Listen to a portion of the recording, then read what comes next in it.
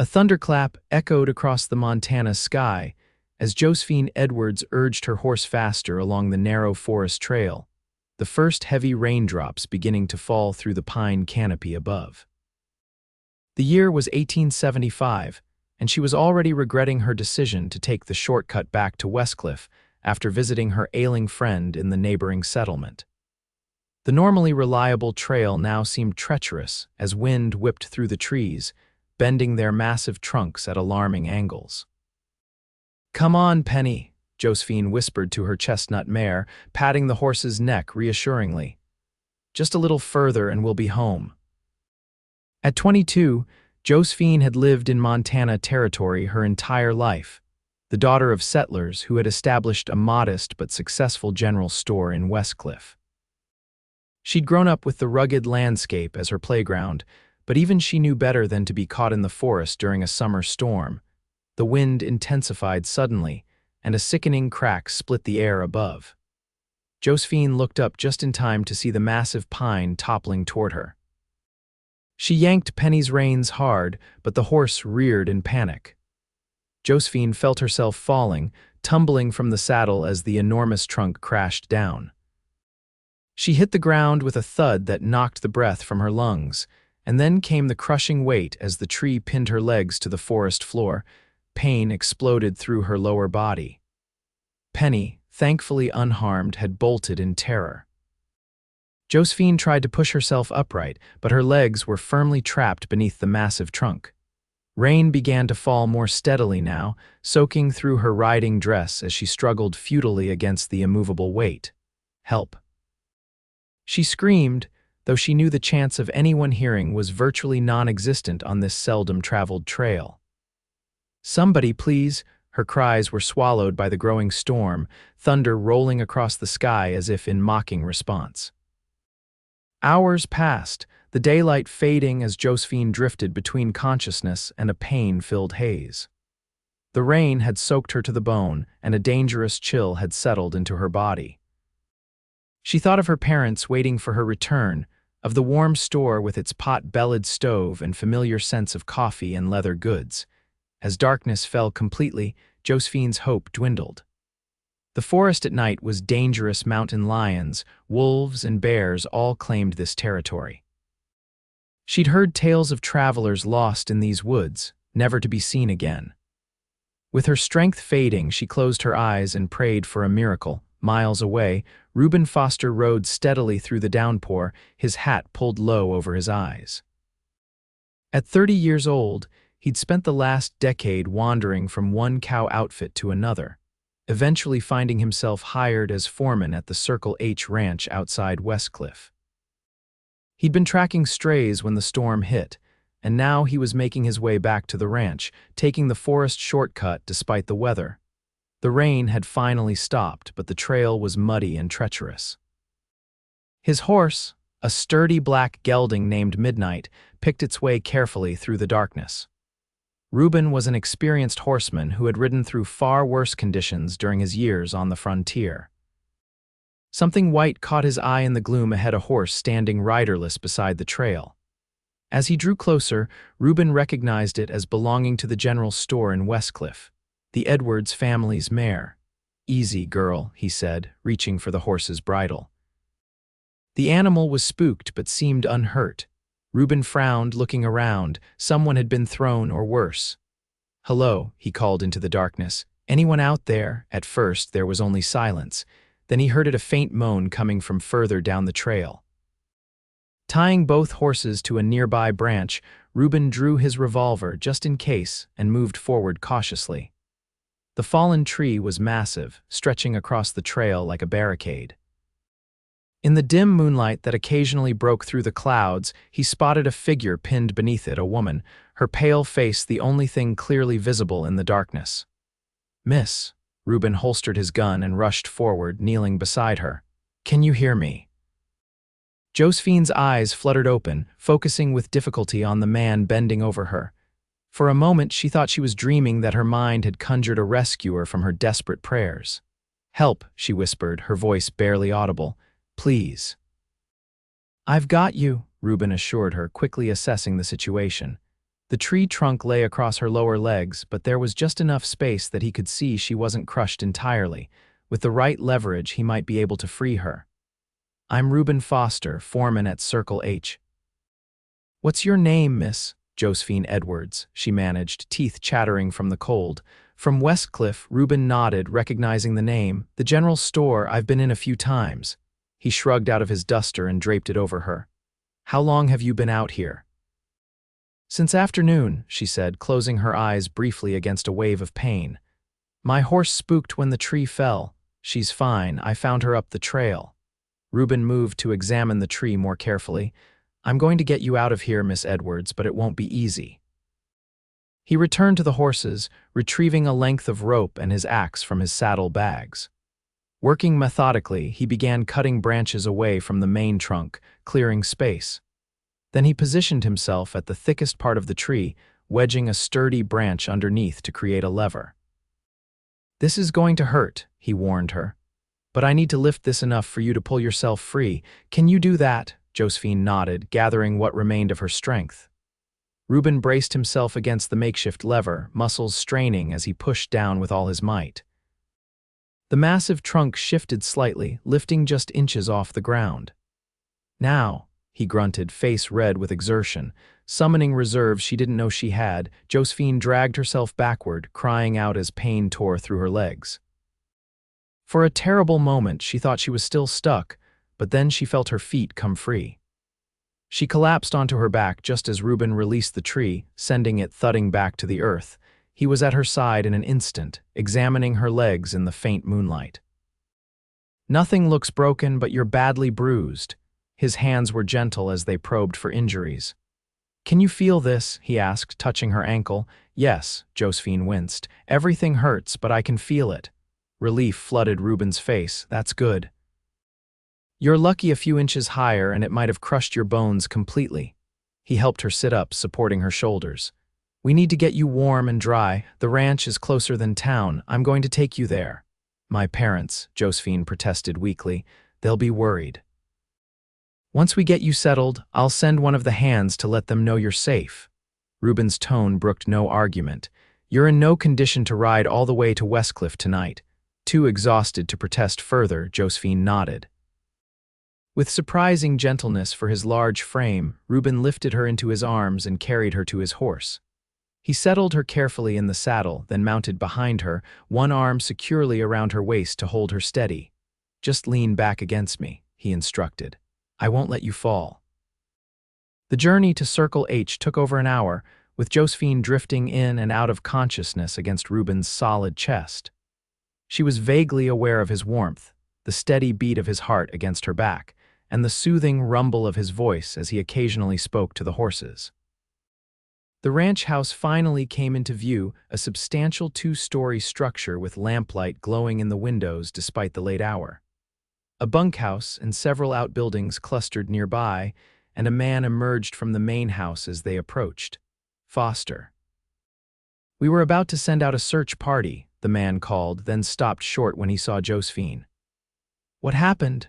"Tree fell across the trail in the storm. Miss Edwards was trapped underneath it," Rueben explained, carefully dismounting while still supporting Josephine. "She needs dry clothes and a warm bed, Mr. Hollister. I'll take her inside if you can see to the horses." Henry Hollister, owner of the Circle H, nodded briskly. "Of course, I'll wake my wife."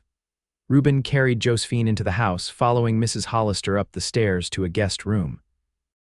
The older woman took charge immediately, shooing Rueben from the room so she could help Josephine out of her wet clothes and into a warm nightgown.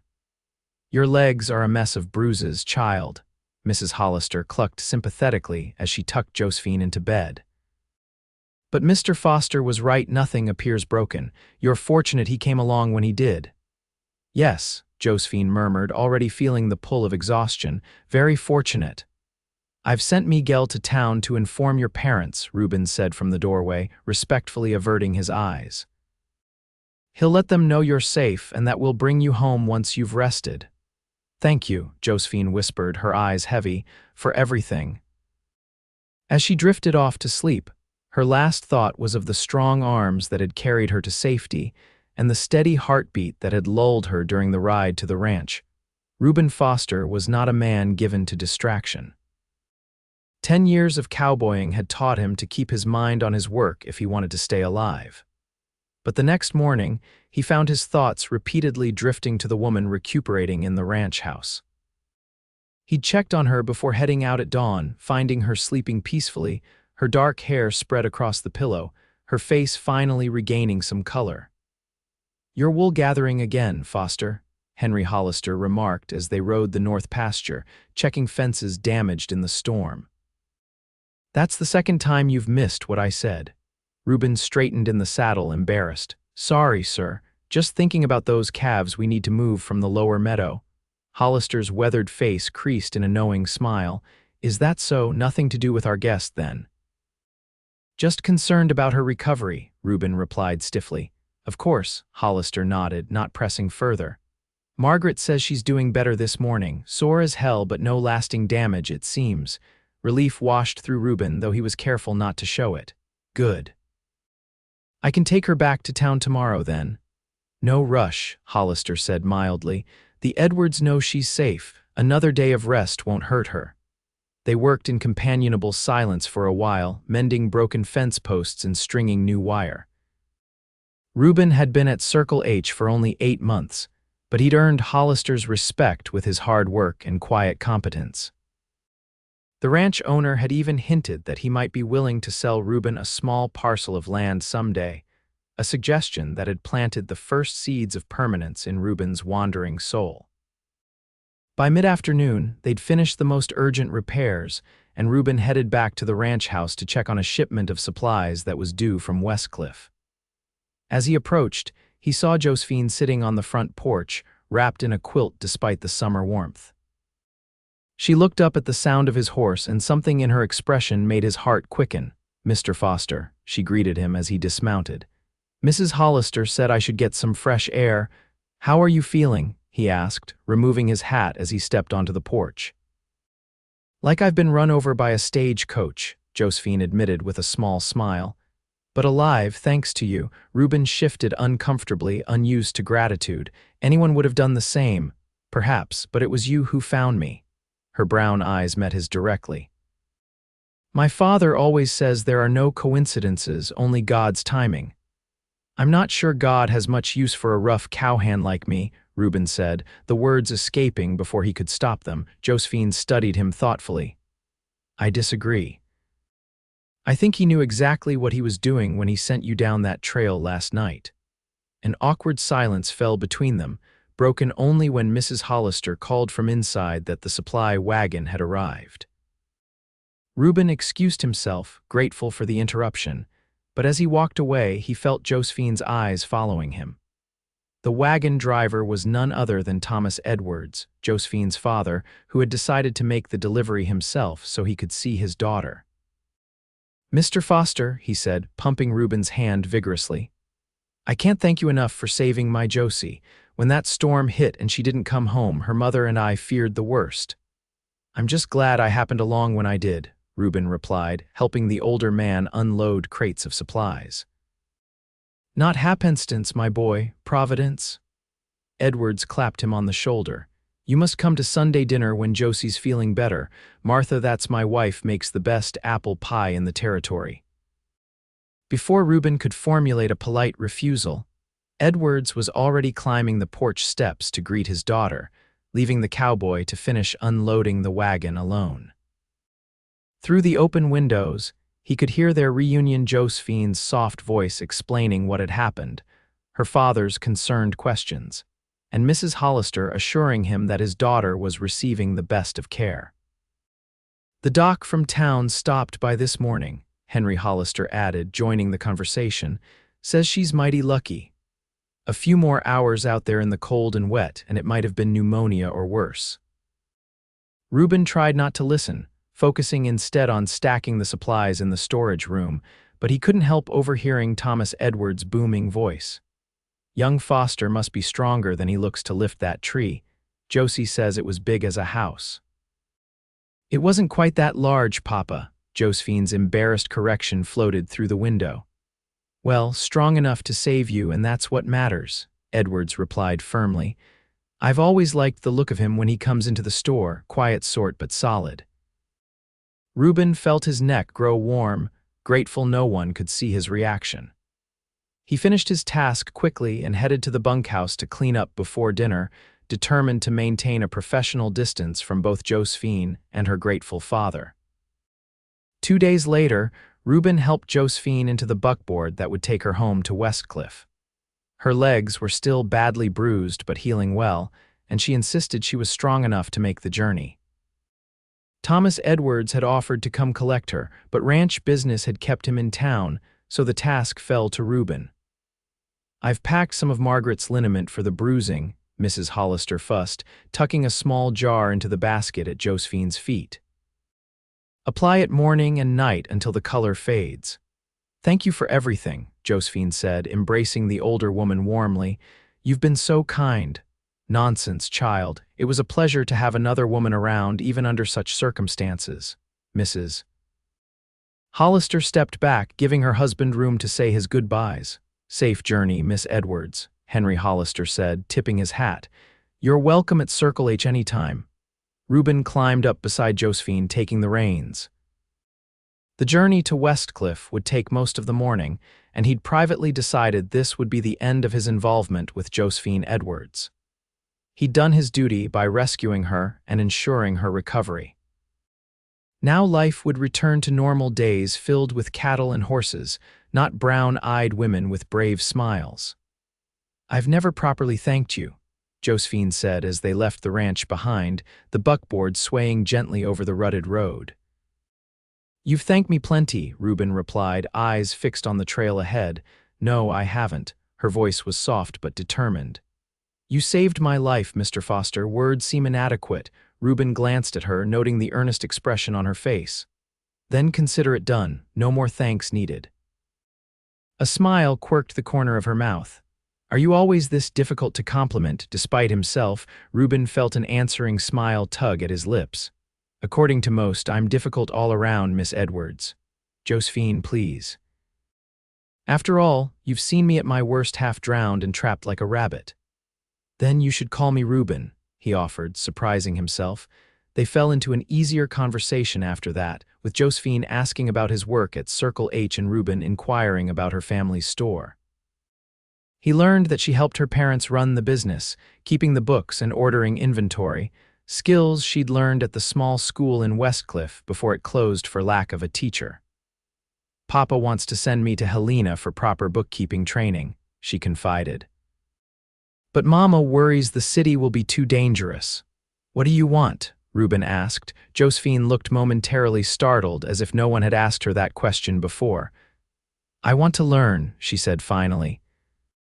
"I want to see more than just Westcliff, but I don't want to leave my parents short-handed. They work so hard as it is." Rueben nodded, understanding the pull of family obligations. He'd never had much family himself, an uncle who'd raised him after his parents died of fever, and who had taught him to ride and rope before passing on himself when Rueben was 16. Since then, he'd been on his own, drifting from ranch to ranch across the Western Territories. "What about you?" Josephine asked. "How did you end up at Circle H?" Rueben was unused to talking about himself, but something about Josephine's genuine interest made the words come more easily. He told her about his years working cattle drives in Texas, his time with an outfit in Colorado, and finally his arrival in Montana Territory the previous year. "Mr. Hollister offered me the foreman position when his previous man retired," he explained. "It's good country and he runs a fair operation. Do you plan to stay?" There was something in her tone that made him look at her sharply. "For now," he said cautiously. "Hollister's mentioned selling me a piece of land someday. Might be nice to have something of my own." Josephine nodded, seemingly satisfied with his answer. They continued their journey, the conversation flowing more naturally than Rueben would have expected. By the time they reached the outskirts of Westcliff, he found himself reluctant for the trip to end. The town consisted of one main street with several side streets branching off, wooden boardwalks fronting the businesses that served the surrounding ranches and farms. Edwards' General Store stood at the corner of Main and Pine, a solid two-story building with the family's living quarters on the upper floor. As they pulled up in front, Martha Edwards burst through the door, hurrying down the steps to embrace her daughter. "Josie, thank God you're home safe." Thomas Edwards followed more sedately, shaking Ruben's hand as Martha fussed over Josephine. "Appreciate you bringing her back, Foster. Come in for some coffee before you head back." Ruben hesitated, but Josephine caught his eye over her mother's shoulder. "Please, Ruben. At least let us feed you lunch after the long drive." Put that way, refusal seemed ungracious. Ruben found himself following the Edwards family into the store, helping Thomas carry Josephine's small bag of belongings while Martha supported her daughter up the stairs to the apartment above. The store itself impressed him. Well-stocked shelves lined the walls, with everything from dry goods to tools to medicines neatly arranged. A glass case near the counter displayed finer items, watches, jewelry, and small luxuries that spoke to the prosperity of the business. "Josie keeps everything organized," Thomas said proudly, noticing Ruben's appraisal. "Got a head for figures that puts mine to shame." Upstairs, the apartment was comfortable and welcoming, with a large kitchen and sitting room. Martha insisted that Josephine rest on the sofa while she prepared lunch, waving away her daughter's protests. "You're still healing, and I won't have you on your feet until Doc Thompson says it's all right," Martha declared firmly. "Mr. Foster, please make yourself comfortable." Lunch proved to be a substantial affair: roast chicken, fresh bread, and vegetables from Martha's garden behind the store. The conversation flowed easily, with Thomas asking knowledgeable questions about cattle prices and ranch operations that revealed his business acumen. "I've been thinking of expanding our mercantile interests," he confided as Martha served apple pie for dessert. "Perhaps opening a second store in Helena. What do you think, Foster?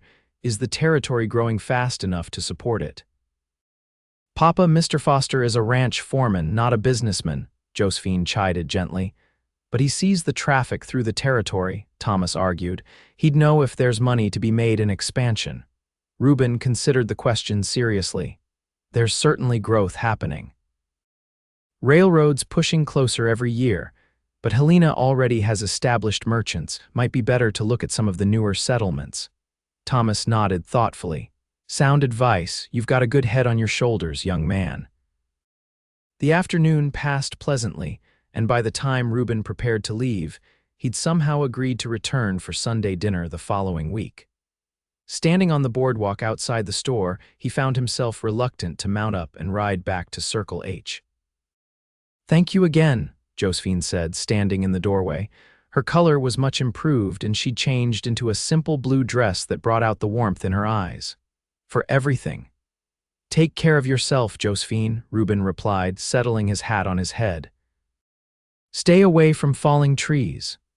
Her laugh followed him down the street, a sound that stayed with him all the way back to the ranch. True to his word, Ruben returned to Westcliff the following Sunday.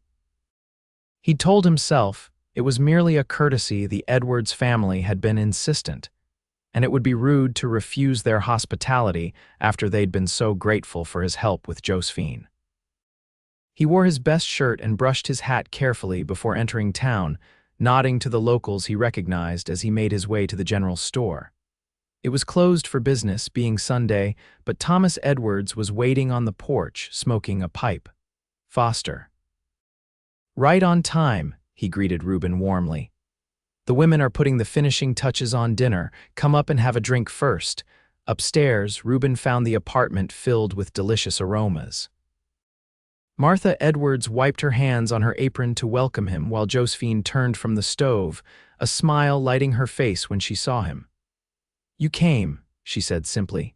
"Said I would," Ruben replied, suddenly awkward in the domestic setting. Dinner was even more impressive than lunch had been: a roast with all the trimmings, fresh bread, and the promised apple pie for dessert. Throughout the meal, Ruben was aware of Josephine watching him, her eyes thoughtful. "How are the legs healing?" he asked during a lull in the conversation.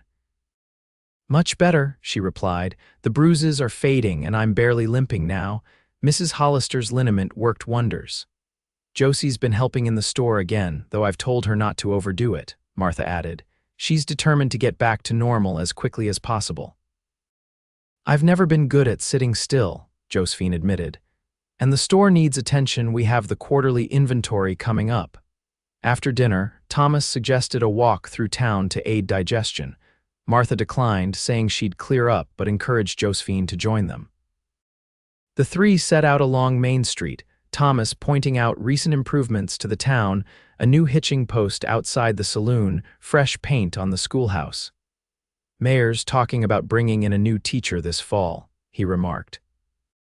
"The children need proper schooling, not just what parents can manage at home." "That would be wonderful," Josephine agreed. "So many of the ranch children barely know their letters." They reached the small church at the edge of town just as the sun was beginning to set, casting long shadows across the dusty street. Thomas patted his pockets. "Forgot my pipe. Think I'll head back and help your mother with those dishes after all. You two enjoy the evening air a bit longer." Before either of them could protest, he was striding back toward the store, leaving Rueben and Josephine standing awkwardly by the church steps. "Your father's not exactly subtle," Rueben commented dryly. Josephine laughed. "No, subtlety has never been Papa's strong suit." "We can head back if you prefer." "I don't mind walking a bit more," Rueben said, surprising himself, "if you're up to it."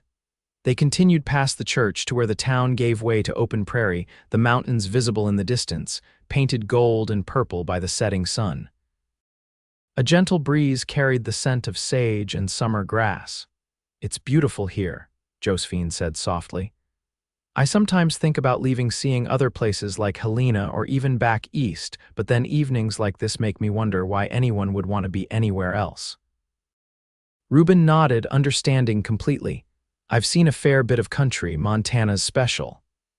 "Is that why you're considering staying, buying land from Mr. Hollister?" "Partly," Rueben admitted. "Been drifting a long time, thought maybe it's time to put down roots." Josephine glanced at him sideways. "Roots are good. They keep you grounded when storms come." Something in her tone made Rueben wonder if they were still talking about land and weather.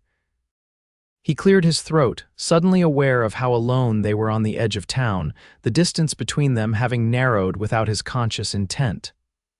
"I should get you back," he said, his voice rougher than he intended. "It's getting dark." Josephine didn't move. "I'm not afraid of the dark, Rueben." The way she said his name made something tighten in his chest. "You should be. There are wolves out here." A smile curved her lips. "Are you a wolf, Mr. Foster?" "No," he said seriously, "but I'm not a house pet either." Josephine laughed, breaking the tension. "I should hope not. I've never cared much for lapdogs." She turned back toward town. "But you're right, we should head back before Papa organizes a search party." They walked in companionable silence, and Rueben found himself stealing glances at her profile in the fading light. He'd noticed she was pretty before in an objective way, but now he was truly seeing the determination in her chin, the intelligence in her eyes, the way she carried herself with quiet dignity despite her recent ordeal. At the store, Thomas and Martha were waiting on the porch, not even pretending they hadn't been watching for them. Rueben politely declined an invitation to stay longer, citing the need to return to the ranch before full dark. "You'll come again," Thomas said, clasping his hand. "It wasn't a question." "Thank you for a wonderful dinner, Mrs. Edwards," Rueben said, tipping his hat to Martha. To Josephine he merely nodded, unsure what to say with her parents looking on. "Miss Edwards." "Mr. Foster," she replied formally, but her eyes held a warmth that stayed with him long after he'd left Westcliff behind. Over the next few weeks, Rueben found himself in town more frequently than ranch business strictly required. Each time he made a point to stop at Edwards' general store, ostensibly to check on supplies or place orders for Circle H. If those visits coincided with Josephine's presence in the store, well, that was merely coincidence. Except it wasn't, and they both knew it. Each visit lengthened, their conversations deepening as they moved beyond polite exchanges to genuine sharing of thoughts and experiences. Rueben found himself telling Josephine things he'd never told anyone about: the loneliness of the trail drives, his dreams of having his own ranch someday, even about the parents he barely remembered. In turn, she confided her frustrations with the limitations placed on her as a woman in the frontier. "I'm expected to marry and have children, and that would be the end of any other ambitions," she told him one quiet afternoon as she helped him select new work gloves. "Yet Papa relies on me to keep the books because I do it better than anyone he could hire." "Seems unfair," Rueben agreed. "You've got a good mind, shouldn't go to waste." Her smile of gratitude for his understanding made his heart skip. "Most men don't see it that way." "I'm not most men," he replied without thinking. Her eyes met his across the counter. "No, you're not." The moment stretched between them, charged with something Rueben wasn't ready to name. He broke it by clearing his throat and asking about the price of barbed wire, steering them back to safer topics. That night, riding back to Circle H under a sky brilliant with stars, Rueben admitted to himself what he'd been avoiding for weeks. He was falling for Josephine Edwards. The realization both exhilarated and terrified him. He'd never considered himself the settling down type, yet increasingly he found himself imagining a future that included her a small ranch of his own, perhaps, with Josephine beside him, building something together. "Getting ahead of yourself, Foster," he muttered to his horse, who flicked an ear back in response. "She's an educated storekeeper's daughter with prospects. You're just a saddled tramp with dreams." Yet he couldn't deny the way she looked at him, or the fact that her parents seemed to encourage his visits. Thomas Edwards was no fool. He wouldn't welcome Ruben's attention toward his daughter if he didn't consider him a suitable match. The next Sunday, Rueben again found himself at the Edwards dinner table, this time joined by the local doctor and his wife. The conversation turned to the upcoming Founders' Day celebration, an annual event in Westcliff that marked the anniversary of the town's establishment. "The committee's planning a dance this year," Martha Edwards announced. "In addition to the usual picnic and games, Josie, you'll need a new dress." Josephine looked uncomfortable at being the center of attention. "My blue one is perfectly fine, Mama." "Nonsense. A young woman should have something special for a dance." Martha turned to Rueben. "Will you be attending, Mr. Foster?" Put on the spot, Rueben shifted in his chair. "Haven't given it much thought, madam. You should come," Thomas said heartily. "The whole territory turns out. Good chance to meet folks from all around." "I'm not much for dancing," Rueben admitted. "Neither is Dr. Thompson, yet he manages to shuffle around the floor once a year without causing injury." Thomas laughed, clapping the older man on the shoulder. "Self-preservation," the doctor replied good-naturedly. "It's either dance with my wife or sleep in the barn."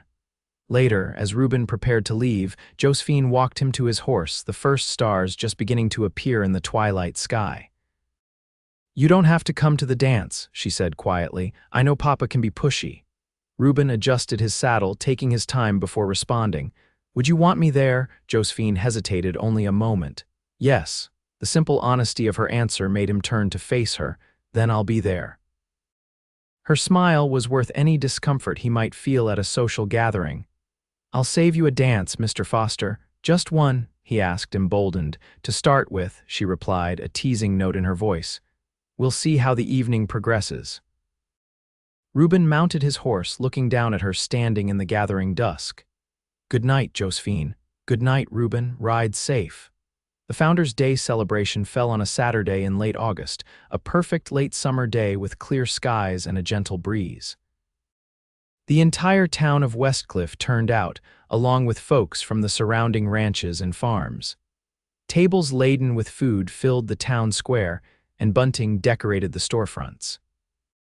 Children ran races while their parents socialized, and the local band tuned their instruments on a makeshift platform for the dance that would begin at sundown. Rueben arrived mid-afternoon, having secured Hollister's permission to take the day off. He'd brushed his best clothes and even trimmed his beard, feeling self-conscious about his appearance in a way he never had before. He nodded to acquaintances as he made his way through the crowd, scanning for Josephine.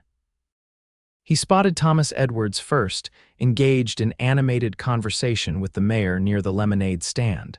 The storekeeper waved him over. "Foster, glad you made it. Martha and Josie are over by the quilting display. The ladies' auxiliary is raffling off a bedspread." Rueben found them admiring an intricate patchwork quilt stretched on a frame. Josephine wore a new dress of soft green that complemented her dark hair, which was arranged more elaborately than usual, with small flowers woven through the braids. She looked up as he approached, her face brightening. "Rueben, you came," said I would, he replied, suddenly tongue-tied by how beautiful she looked. Martha Edwards greeted him warmly. "Mr. Foster, perfect timing. I was just about to ask Josie to fetch me some lemonade, but my feet are killing me in these new shoes. Would you mind escorting her?" "I'll hold our places in line for the raffle." Josephine shot her mother a knowing look but took Ruben's offered arm without comment. As they walked toward the refreshment stand, she leaned closer to him. "Mama's shoes are at least 3 years old," she confided. "She's not even trying to be subtle anymore," Rueben chuckled. "I don't mind." "Neither do I," Josephine admitted, her hand tightening slightly on his arm. The afternoon passed pleasantly as they moved through the various activities. Rueben tried his hand at the shooting contest, winning a small prize that he promptly gave to a disappointed young boy who had missed every target.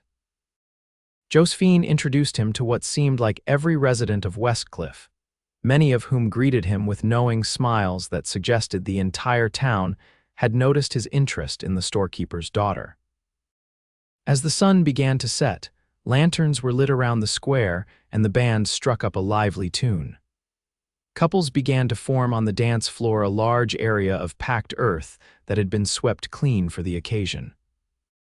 "I believe you promised me a dance," Rueben said, surprising himself with his boldness. Josephine placed her hand in his. "I did indeed." He led her onto the floor, grateful for the dancing lessons his aunt had insisted on during his brief time in her St. Louis home after his parents' deaths. It had been years since he'd had occasion to use those skills, but his body remembered the steps of the simple waltz. Josephine moved gracefully in his arms, her hand small but strong in his larger one, her waist slender beneath his other palm. The scent of her hair, something floral and clean, made him lightheaded. "You dance very well for someone who claimed not to be much for it," she observed, looking up at him with a smile. "Had a good teacher once," he replied, "and a better partner now." The music changed to a livelier tune, and other couples crowded the floor. Rueben found himself relaxing, enjoying the simple pleasure of holding Josephine as they moved together through the steps. When the set ended, he reluctantly released her, only to have Thomas Edwards appear at their side. "Mind if I steal my daughter for a dance?" the older man asked. "Martha's resting her feet and I'd hate to sit this one out." "Of course." Rueben stepped back, watching as Josephine was swept away by her father. He made his way to the edge of the dance floor, content to observe for a moment. "She's a fine young woman," a voice said beside him. Rueben turned to find Henry Hollister, his employer, watching the dancers. "Yes, sir, she is," Rueben agreed cautiously. "Edwards is a good man, too. Built that store from nothing when this was just a few shacks and a lot of hope." Hollister took a sip from his cup of punch.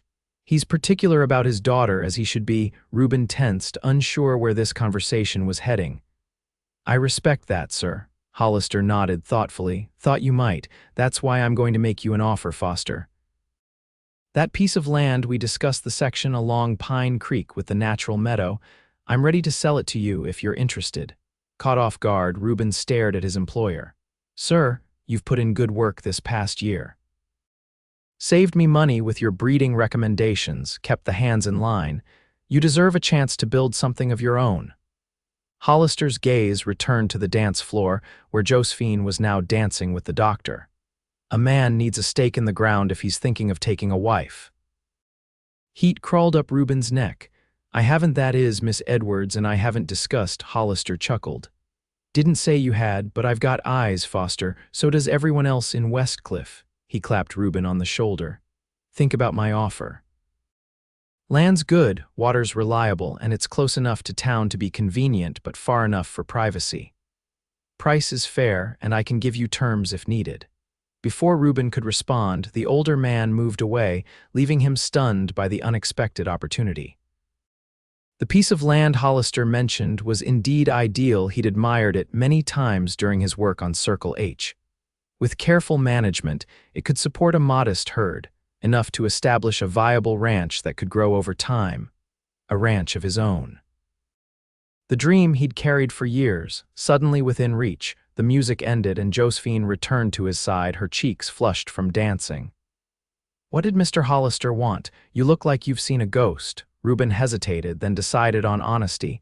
"He offered to sell me land." The Pine Creek section. Josephine's eyes widened. "That's wonderful. It's beautiful property. You know it. Papa and I ride out that way sometimes when the store is quiet. There's a lovely spot by the creek where we picnic occasionally." She studied his expression. "Aren't you pleased?" "I thought this was what you wanted." "It is," Rueben said slowly. "Just didn't expect it to happen so soon, or at such a convenient time," he added silently. Hollister's timing and pointed comments about marriage hadn't been subtle. It seemed everyone in Westcliff was conspiring to push him and Josephine together. The troubling part was that he didn't mind at all. "Will you take the offer?" Josephine asked, breaking into his thoughts. "Need to think on it. Land is a commitment, ties you down." Something flickered in her eyes, disappointment, perhaps. "Yes, I suppose it does." The band struck up another waltz, and Rueben impulsively held out his hand. "Dance with me again." Josephine's smile returned as she placed her hand in his, "with pleasure." This time, Rueben held her closer, propriety be damned. They moved together as if they'd been dancing for years, her body fitting perfectly against his.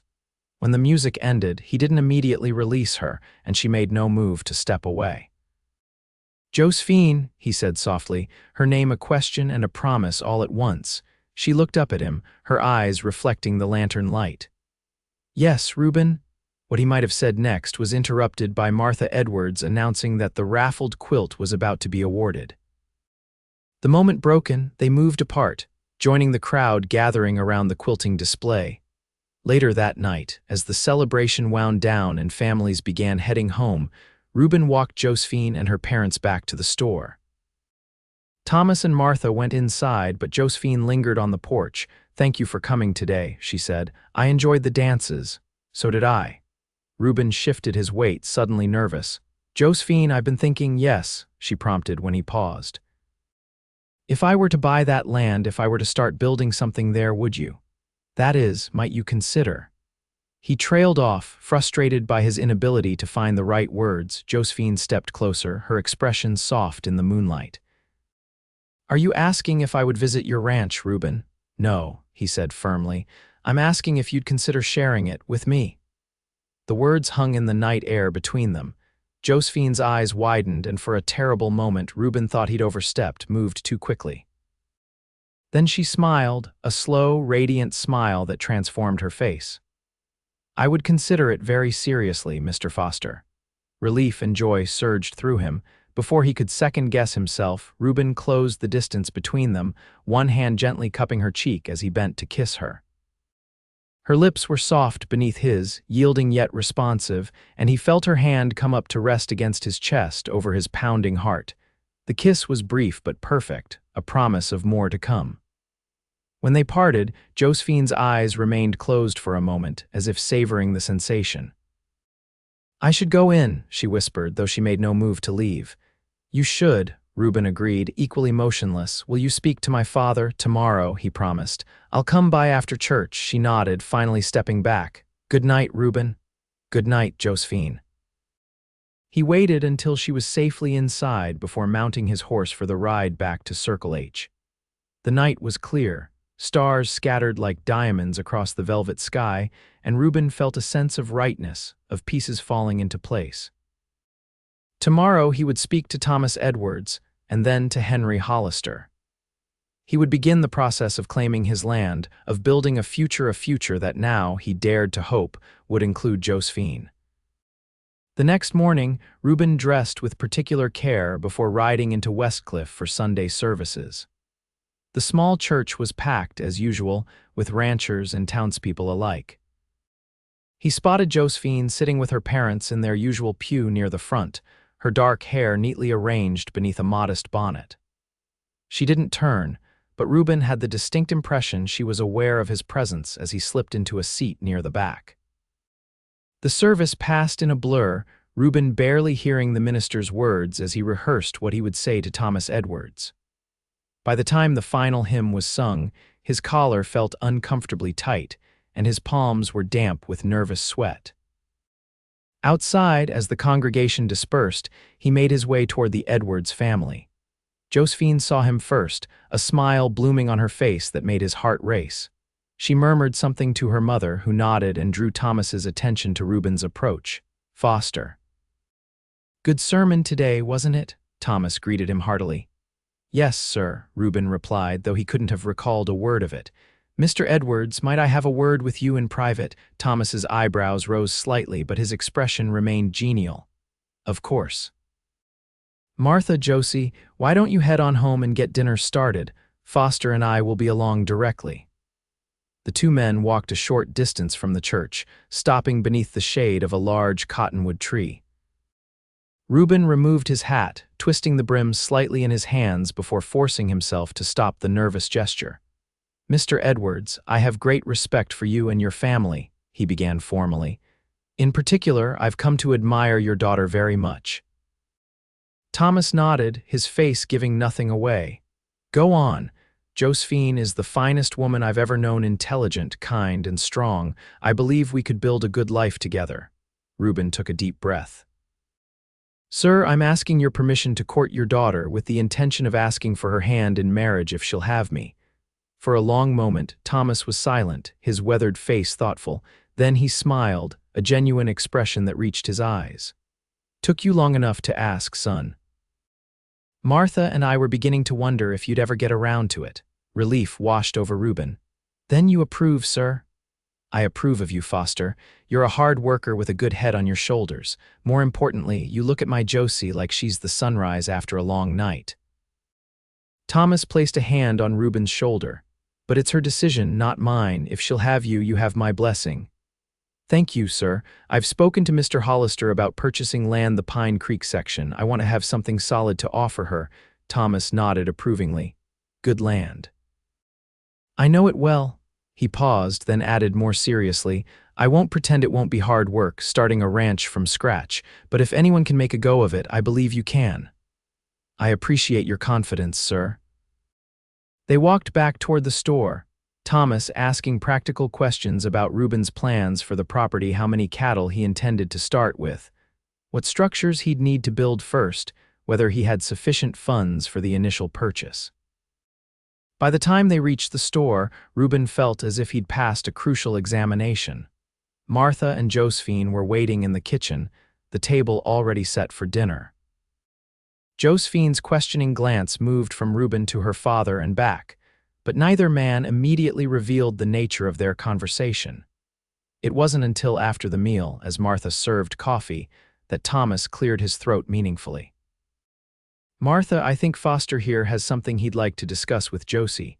Perhaps we should give them a few minutes alone." Martha's eyes lit with understanding.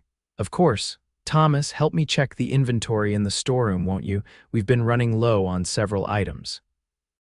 When they were gone, Josephine turned to Rueben, her expression a mixture of hope and uncertainty. "What did Papa say?" "He gave his blessing," Rueben said simply. "If you'll have me." Joy transformed Josephine's face. "Yes, Rueben, I'll have you." He moved to her side, taking her hands in his. "I don't have much to offer yet, Josephine, just a promise of land and a lot of hard work ahead." "It's enough," she assured him. "More than enough." When Thomas and Martha returned some time later, they found the young couple sitting close together at the table, hands clasped, deep in conversation about the future they would build together. Martha's eyes grew suspiciously moist, and Thomas cleared his throat gruffly. "Well?" he demanded, though the answer was written clearly on their faces. Josephine stood, drawing Rueben up with her. "We're going to be married, Papa, as soon as Rueben has the ranch started." Martha embraced her daughter while Thomas pumped Ruben's hand vigorously. "Welcome to the family, son. Though I suppose we should wait for the official announcement until you've actually proposed properly." Rueben looked sheepish. "I got ahead of myself, sir. I wanted your blessing first, and now you have it," Thomas assured him, "along with our full support in getting your ranch established." He exchanged a glance with his wife. In fact, Martha and I would like to offer something as an early wedding gift. We've been setting aside a small sum for Josie's future. We'd like you to use it to help with the land purchase."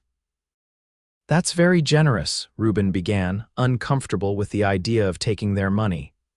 "It's practical," Martha corrected gently, "an investment in both your futures, and it means you won't have to wait as long to marry." "We don't want to rush you," Thomas added. "But winter will be here before you know it. If you're going to get basic structures up before the snow flies, you'll need to start soon." The conversation turned to practical matters, the timeline for purchasing the land. What buildings would be needed immediately, how soon they could realistically plan a wedding. By the time Rueben left that evening, with a promise to return the next day to speak with Hollister about finalizing the land purchase, the future that had seemed like a distant dream just days ago was rapidly taking shape. The following weeks passed in a whirlwind of activity. Rueben completed the purchase of the Pine Creek property, signing papers in Hollister's study with Josephine by his side. The older rancher offered favorable terms with a smaller down payment than originally discussed and the balance to be paid over 5 years. "Consider it a wedding gift," Hollister said gruffly when Rueben tried to thank him. "Just don't neglect your duties at Circle H until you're ready to move on completely." "No, sir," Rueben assured him. "I'll pull my weight until the last day." With the land secured, Rueben began the process of transforming the empty acreage into a working ranch. The first priority was shelter a small but solid cabin that would serve as their home until they could afford something larger. Thomas Edwards contributed lumber from the mill he part-owned, and several men from town volunteered to help with the construction, a tradition on the frontier when a new family was establishing itself. Josephine visited the property whenever she could be spared from the store, bringing food for the workers and offering her own ideas about the cabin's layout. She insisted on large windows to capture the view of the creek and surrounding meadows, and Rueben found himself unable to deny her anything. "It's going to be beautiful," she said one evening as they sat on a fallen log near the half-finished cabin, watching the sunset paint the western sky in shades of gold and crimson. "Our home." Rueben followed her gaze, seeing not just the rough structure taking shape but the future beyond it, a larger house someday, barns and corrals, cattle grazing in the meadow, perhaps even children playing near the creek. Their legacy built with their own hands. "It will be," he promised, drawing her close against the evening chill. As summer gave way to fall, the cabin was completed 2 rooms with a stone fireplace, solid walls to keep out the winter winds, and the large windows Josephine had requested. Rueben began constructing a small barn and corral, essential for the modest herd he planned to acquire in the spring. Their wedding was set for late October, giving them time to settle into the cabin before the worst of winter arrived. Martha threw herself into preparations, ordering special fabric for Josephine's dress, and planning a reception that would include the entire town. Thomas, meanwhile, quietly arranged to have furniture made for the cabin: a marriage bed, a table and chairs, and a rocking chair that he said was for cold winter evenings, but that everyone knew was looking ahead to the time when Josephine might rock a baby to sleep. 2 weeks before the wedding, Rueben moved his few belongings from the Circle H bunkhouse to the cabin. Hollister had agreed to let him reduce his duties at the ranch, working only 3 days a week so he could spend the remaining time preparing his own place for winter. The arrangement would continue through spring, giving Rueben time to establish his herd while still earning a steady income. The night before the wedding, Josephine stood in her bedroom above the store, allowing her mother to make final adjustments to her dress. The simple white gown, adorned with lace that Martha had carefully saved from her own wedding dress, made Josephine look both elegant and touchingly young. "You're so beautiful," Martha said, blinking back tears as she stepped back to admire her work. "Your father will be so proud walking you down the aisle tomorrow. Do you think Rueben will like it?" Josephine asked, suddenly feeling a flutter of nerves. Martha smiled knowingly. "That man would think you beautiful in a flour sack, Josie, but yes, he'll be speechless when he sees you in this." Later, alone in her room, Josephine stood at the window overlooking Main Street. In the distance, she could just make out the direction of Pine Creek, where Rueben was spending his last night as a bachelor in their new cabin. Tomorrow night, she would join him there as his wife. The thought sent a shiver of anticipation and slight apprehension through her. Her mother had spoken to her about what to expect in the marriage bed, a conversation that had been both embarrassing and reassuring. Martha had been practical, but also emphasized the joy that could be found between husband and wife who truly cared for each other. Josephine trusted Rueben completely, but the unknown still loomed large in her imagination. Mrs. Rueben Foster, she whispered to herself, testing the sound of her new name. It felt right, like a key fitting a lock she hadn't known was waiting to be opened. The wedding day dawned clear and crisp, a perfect October morning with just enough chill in the air to hint at the winter to come. The church was filled to capacity, decorated with autumn leaves and late-blooming wildflowers that Josephine's friends had gathered from the surrounding hills. Rueben stood at the altar, more nervous than he'd ever been facing stampeding cattle or hostile territory. Henry Hollister stood beside him as his best man, the older rancher having stepped into the role when Rueben admitted he had no family to stand with him. "You do now, son," Hollister had said simply. "That's what this day is all about." When the church door opened and Josephine appeared on her father's arm, Rueben forgot to breathe.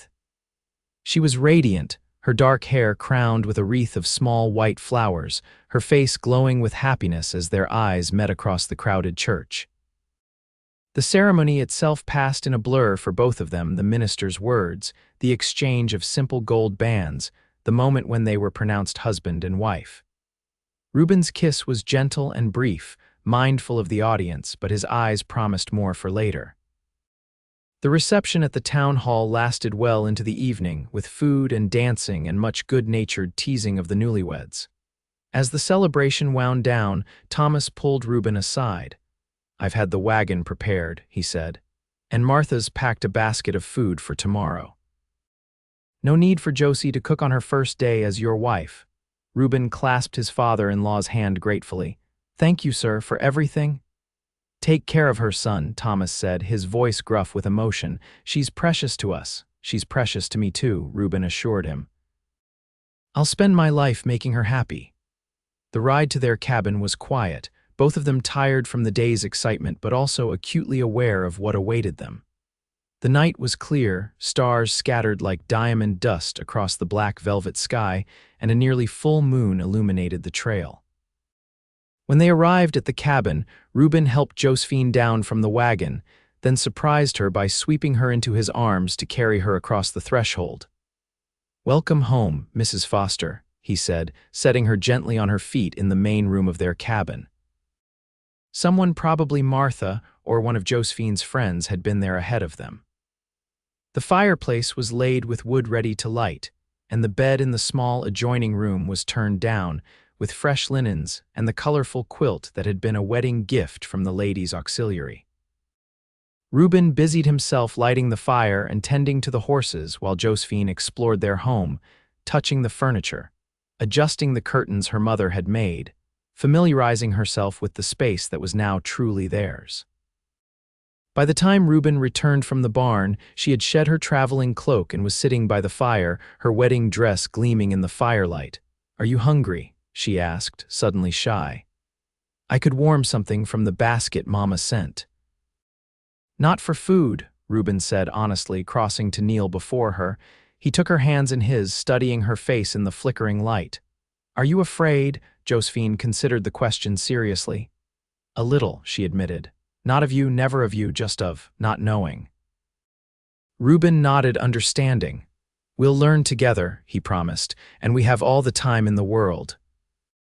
Their first night as husband and wife was a discovery of each other's bodies, of the pleasure they could give and receive, of the deep connection that transcended the physical act to touch their very souls. Afterward, as Josephine lay in his arms, her head pillowed on his chest, she felt a sense of completeness she had never known before. "I love you," she whispered into the darkness. "I have since the day you found me under that fallen tree, Ruben's arms tightened around her. "I think I've loved you just as long," he confessed, "though it took me a while to admit it to myself." They drifted to sleep wrapped in each other's arms, the first night of many they would spend in their cabin by Pine Creek. The winter of 1875–76 proved to be one of the harshest in memory, with heavy snowfalls and bitter cold that tested the new ranch and its occupants. Rueben was grateful for the solid construction of their cabin and for the ample firewood he had cut and stacked before the first snow. They were snowed in for days at a time, the trail to town often impassable. Yet those isolated days and nights were among the happiest of their lives. They established the rhythms of their marriage, Josephine learning to cook on the wood stove, Rueben tending to the few animals they had acquired, both of them planning for the spring when they would truly begin building their herd. In the evenings, they sat before the fire, sometimes reading aloud from the books Josephine had brought from her parents' home, sometimes simply talking about their dreams for the future. And at night, they discovered the deep joy of physical intimacy, the passion between them growing rather than diminishing as they learned each other's bodies and desires. By February, when the snow lay deepest on the ground, Josephine shared news that brought tears to Ruben's eyes. She was expecting their first child, due in late summer. That night he held her with a new tenderness, his hand spread protectively over her still flat stomach. "A son or daughter to help us build this place," he said wonderingly. "Our family is already growing." Spring came late but gloriously to Pine Creek Ranch. As the snow melted and the meadows grew green with new grass, Rueben set about the serious business of acquiring cattle. With the money he had saved and the continued income from his part-time work at Circle H, he purchased 20 head of good breeding stock, the nucleus of what he hoped would become a substantial herd over time. Josephine, her pregnancy now visible beneath her dresses, took charge of the small kitchen garden, planting vegetables that would sustain them through the coming winter. She also continued to help with the ranch books, establishing a system of record, keeping that impressed even her father, who had long been known for his meticulous business practices. In June, Rueben hired his first ranch hand, a young man named Charlie, who had drifted into Westcliff looking for work. With Charlie's help, Rueben was able to complete several projects that had been waiting for attention, extending the barn, improving the corrals, and building a chicken coop that would allow them to keep laying hens. As Josephine's time grew closer, Martha Edwards came to stay at the ranch, bringing with her the practical knowledge of childbirth that would be needed when the baby arrived. Thomas visited whenever he could be spared from the store, always bringing supplies and often staying for dinner to hear about the progress of the ranch. On a sweltering August afternoon, after a labor that tested Josephine's strength and Ruben's nerves, their son was born, a sturdy, dark-haired boy with his father's chin and his mother's eyes. They named him Thomas Rueben Foster, honoring both his father and grandfather. "He's perfect," Rueben whispered, holding his son for the first time while Josephine watched from the bed, exhausted but radiant, just like his mother. "He's strong," Martha observed, tidying up the birthing cloths. "A true frontier child. He'll help you build this ranch someday." The first year of young Thomas's life coincided with a period of growth for Pine Creek Ranch. The cattle herd increased with the spring calving, and Rueben added a second hand to help with the expanding operation. He built a larger corral and began fencing portions of the meadow to better manage the grazing. Josephine recovered quickly from the birth, resuming her duties around the ranch while caring for the baby. She proved to be a natural mother, patient and loving, but she also maintained her interest in the business aspects of ranching. Many evenings found her at the kitchen table, Thomas sleeping in a cradle nearby as she updated the ranch ledgers and discussed future plans with Rueben. "We should consider buying the Johnston parcel if it comes up for sale again," she suggested one night, tapping a pencil against the map they had drawn of the surrounding properties. "The water rights alone would be worth the investment." Rueben looked at her with admiration. "You've got a better head for this than most men I know," she smiled, pleased by his recognition. Papa always said I should have been a son, but I'm quite happy being your wife instead. And I'm happier than I ever thought possible being your husband, Rueben replied, reaching across the table to take her hand. As Thomas grew from infant to toddler, his parents' love for each other deepened and matured. The passionate young couple who had begun their marriage in the small cabin by Pine Creek had become partners in every sense, sharing the work, the worries, and the rewards of the life they were building together.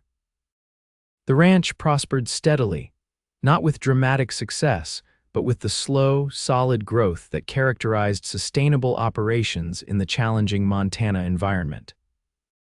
By the time Thomas was 5, Pine Creek Ranch had expanded to include 60 head of cattle, 10 horses, and enough chickens to supply eggs not only for the family but also to sell in town. The cabin had been expanded as well, with Rueben adding 2 more rooms as their family grew. When Thomas was 3, Josephine gave birth to a daughter they named Sarah Martha, a delicate-looking child who nonetheless proved to have her mother's determination and her father's love of the outdoors. Life wasn't without its challenges. There were difficult winters when feed ran low and they lost cattle to the cold. There was a summer of drought that tested their water resources and reduced their hay harvest. And there was the year when Rueben was thrown from a horse and broke his leg, leaving Josephine to manage much of the ranch work with only the hired hands to help. But through it all, they faced each challenge together, their bond strengthening with each obstacle overcome. The love that had begun when a cowboy found a young woman trapped beneath a fallen tree had grown into something as solid and enduring as the mountains that framed their view each morning. On the 10th anniversary of the day Rueben had found Josephine in the forest, they stood together on the porch of what was now a substantial ranch house, watching Thomas and Sarah playing with the new colts in the corral.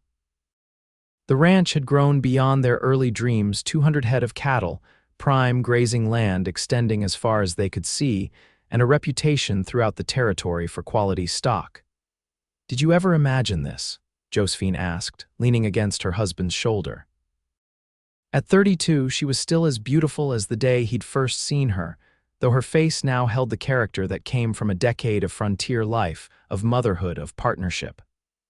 "Not in my wildest dreams," Rueben admitted, his arm tightening around her waist. "I was just a drifting cowhand with nothing but my saddle and a few dollars to my name. And now look at you, one of the most respected ranchers in the county, with a fine home and family." Josephine's voice held pride and love in equal measure. "The family is the best part," Rueben said, watching as Thomas, now 9, helped his 5-year-old sister onto the fence for a better view of the colts. "And it all started because a tree fell at just the right moment." Josephine laughed, the sound still capable of making his heart skip a beat after all these years. "I wouldn't have called it right at the time. I thought I was going to die out there." "But you didn't," Rueben said softly, turning her to face him. "You survived, and you let me into your life, and together we built all this." He gestured to encompass the ranch, the children, the life they shared. "I love you, Rueben Foster," Josephine said, her eyes shining with the truth of it, "more today than the day we married."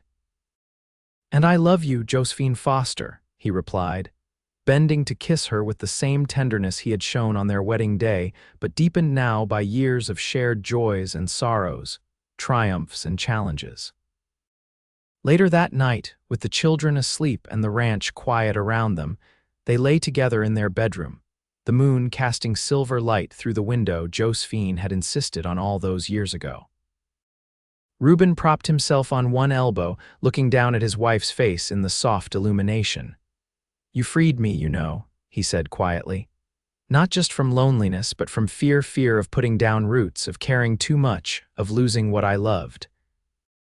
Josephine reached up to touch his face, her fingers tracing the lines that time had etched around his eyes. "And you freed me from a life that would have been too small, too safe. You gave me this ranch, this family, this adventure." "So we freed each other," Rueben concluded, bending to kiss her again.